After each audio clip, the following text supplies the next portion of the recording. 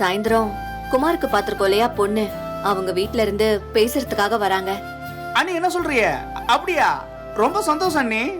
பொண்ணு வீட்டுக்காரங்க வரும்போது நீங்களும் எங்க கூட இருக்கணும்னு உங்க அண்ணன் ஆசைப்படுறாரு தம்பி.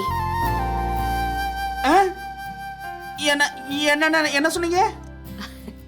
நிஜமாவா? எங்க அண்ணனுக்கு ஆசைப்படுச்சா? ஆச்சரியமா இருக்கே அண்ணி. ஆமா தம்பி, நீங்க வந்துடுறீங்களா?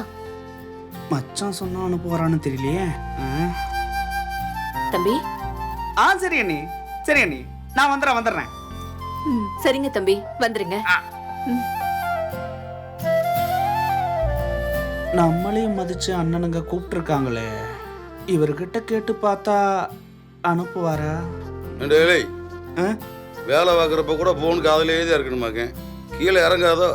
ஒரு முக்கியமான போன். அப்படியானடா முக்கியமான போனு? எங்க அண்ணி கூப்பிட்டாங்க. யாரு? அண்ணி, என்னோட அண்ணி வடிவண்ணி. என்னவா? வேற ஒண்ணும் இல்ல, குமாருக்கு பொண்ணு பார்த்தாங்கல்ல, அங்கிருந்து கொஞ்சம் பெரியவங்களா நம்ம வீட்டுக்கு வராங்களாம்.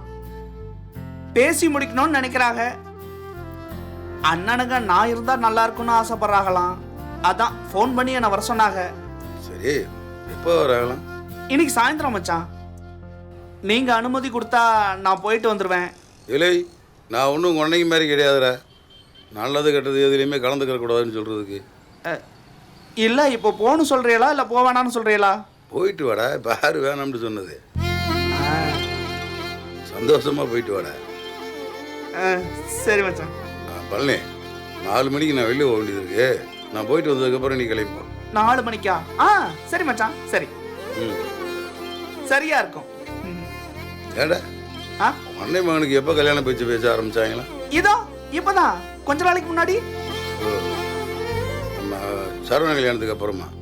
ஆமான்னு தான் நினைக்கிறேன் மச்சான். நினைக்கிறது என்ன நினைக்கிறது, அதுக்கப்புறம் தான் உன்னைக்கு கல்யாணம் பேசவே ஆரம்பிச்சிருப்பாங்க. இல்லை, உங்க அன்னைக்கு 2 பேர்த்துக்கும் பொறாமடா. நம்ம சரவண கல்யாணத்தை நல்லபடியாக நடத்தி விட்டோம்ல, அந்த கடுப்பு பொறாம இருக்கா? அதான் உடனே உங்க வீட்டில் கல்யாணம் ஏற்பாடு பண்றாங்க. ஏடா, இந்த கல்யாணத்தை காரணமா சொல்லி உங்க அன்னைக்கு என்னென்ன கூத்து பண்ண காத்திருக்காங்கன்னு தெரியலடா. பண்ணக்கூடிய ஆளுக்குதான்